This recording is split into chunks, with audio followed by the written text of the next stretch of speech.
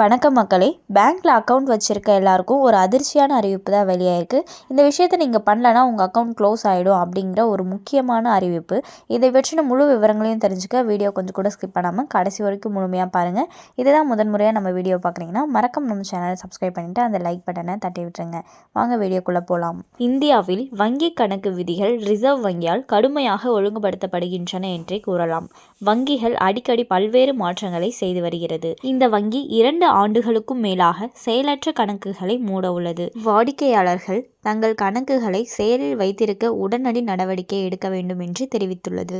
இந்தியாவில் வங்கி கணக்கு விதிகள் வெளிப்படைத்தன்மை, பாதுகாப்பு மற்றும் நிதி உள்ளடக்கத்தை உறுதி செய்வதற்காக இந்திய ரிசர்வ் வங்கியால் ஒழுங்குபடுத்தப்படுகிறது. வங்கி கணக்கை திறக்க முகவரி சான்றுடன் பான் கார்டு, ஆதார் அட்டை, பாஸ்போர்ட் அல்லது வாக்காளர் ஐடி போன்ற அடையாள ஆவணங்களை சமர்ப்பிக்க வேண்டும். வெளிநாடு வாழ் இந்தியர்கள், NRIக்கள், NRE குடியிருப்பு அல்லாத வெளி அல்லது NRO குடியிருப்பு அல்லாத சாதாரண கணக்குகள் போன்ற சிறப்பு வகைகளின் கீழ் கணக்குகளையும் திறக்கலாம். இந்திய வங்கிகள் சேமிப்பு கணக்குகள், நடப்பு கணக்குகள் மற்றும் நிலையான வைப்பு தொகை உள்ளிட்ட பல்வேறு வகையான கணக்குகளை வழங்குகின்றன. குறைந்தபட்ச இருப்பு தேவை வங்கி மற்றும் கணக்கு வகையை பொறுத்து மாறுபடும். ஆனால் பல வங்கிகள் இப்போது ஜீரோ பேலன்ஸ் கணக்குகளை வழங்குகின்றன.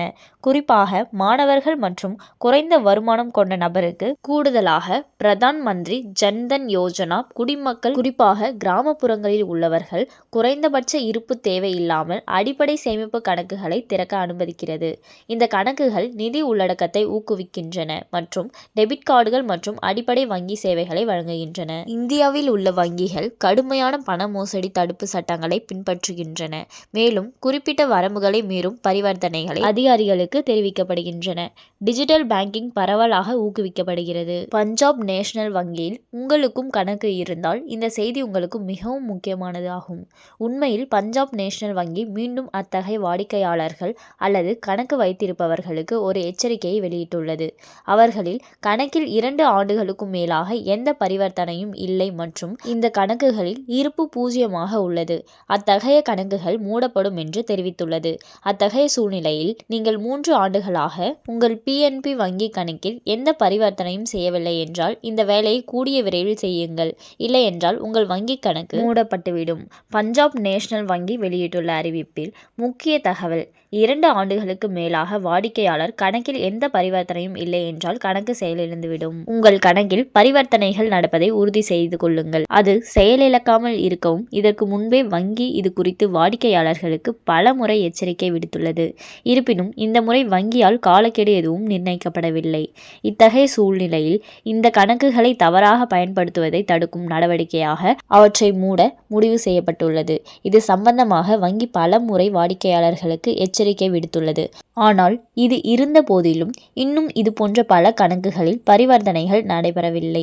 இதன் காரணமாக வங்கி மீண்டும் ஒரு எச்சரிக்கையை அனுப்பியுள்ளது. இந்த தகவல் இணையதளம் மற்றும் சமூக ஊடகங்கள் மூலம் 1 மே 2024, 16 மே 2024, 24 மே 2024, 1 ஜூன் 2024 மற்றும் 30 ஜூன் 2024 ஆகிய தேதிகளில் பகிரப்பட்டது.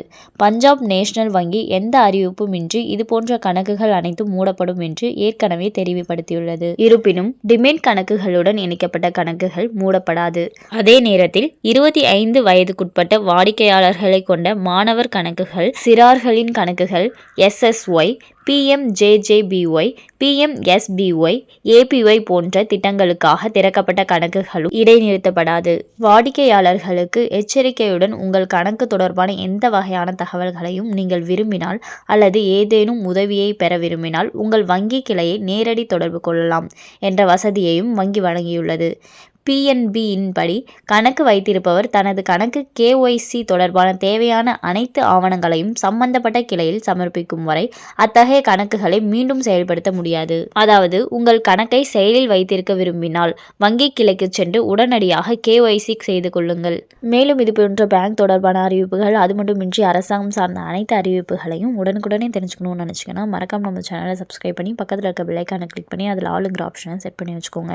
அப்போ தான் நம்ம அப்லோட் பண்ணுற வீடியோ உடனுக்குடனே உங்களுக்கு நோட்டிஃபிகேஷனாக வந்து சேரும். அது மட்டும் இல்லாமல் அந்த லைக் பட்டனை தட்டி விட்டுருங்க. தேங்க்ஸ் ஃபார் வாட்சிங்.